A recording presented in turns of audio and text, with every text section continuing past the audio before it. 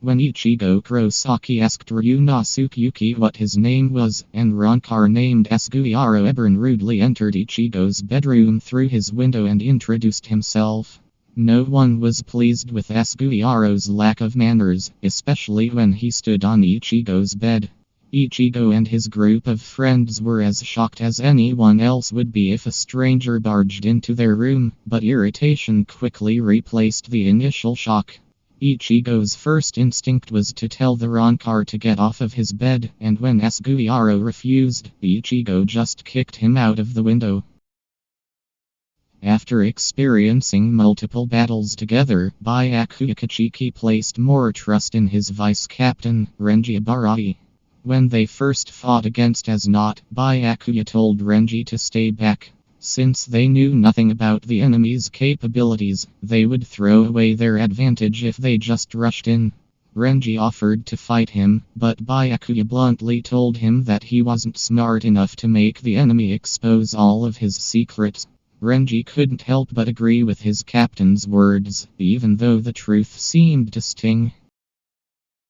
After fighting the Quincy army, Byakuya, Renji, Rukia, and Ichigo were all injured. Tanjiro Kairinji took them to his hot spring to heal their injuries far more efficiently than anyone in Soul Society possibly could. The hot spring was meant to squeeze out any damaged spiritual pressure, but Ichigo was still horrified to see Tanjiro dunk an unconscious Byakuya under the water. Tanjiro assured Ichigo that it was perfectly safe, grabbing Renji by the hair and pulling him up like a turnip.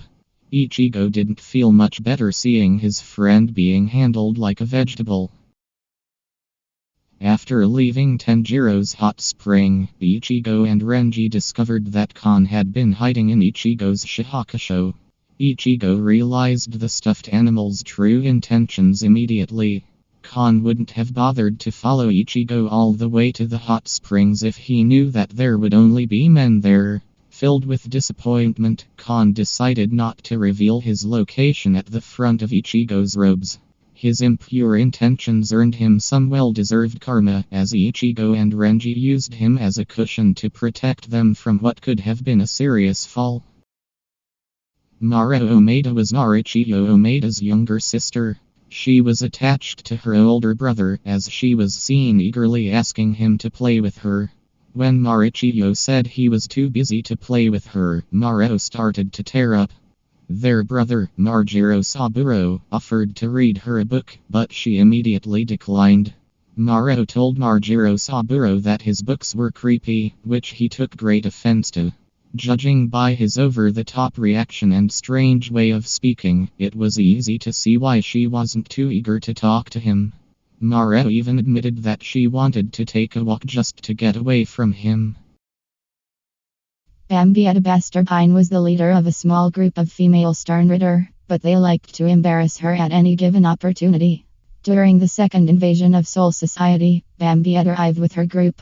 When she started to criticize the other Quincy for panicking over losing their stolen Bankai, she turned and realized that her group had already left her behind.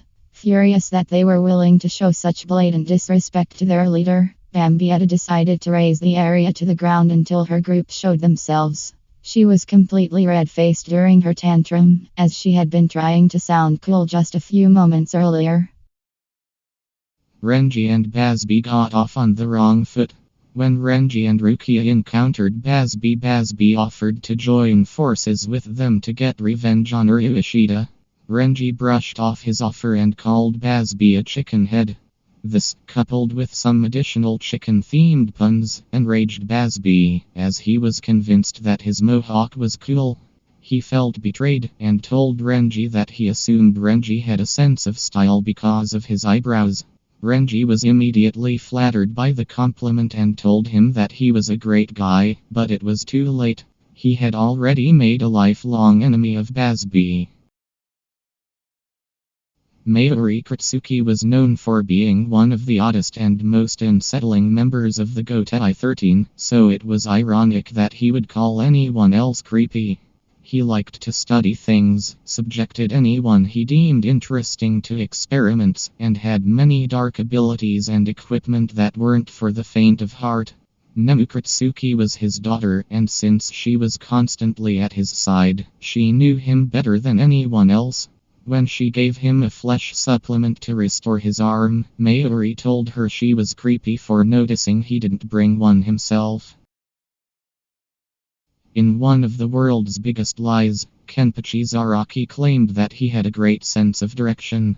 The only reason he supposedly got lost was that Yachiruku Sajishi gave him faulty advice.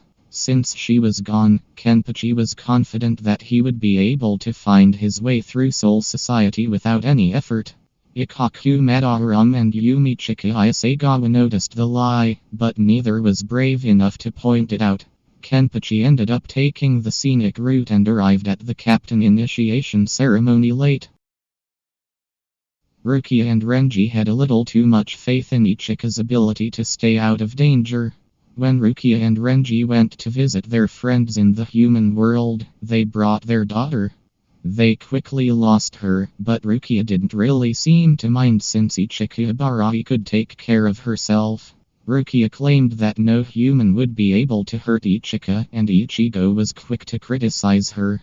Ichigo wasn't fearful for Ichika's safety, but for the safety of any innocent humans that she might pick a fight with.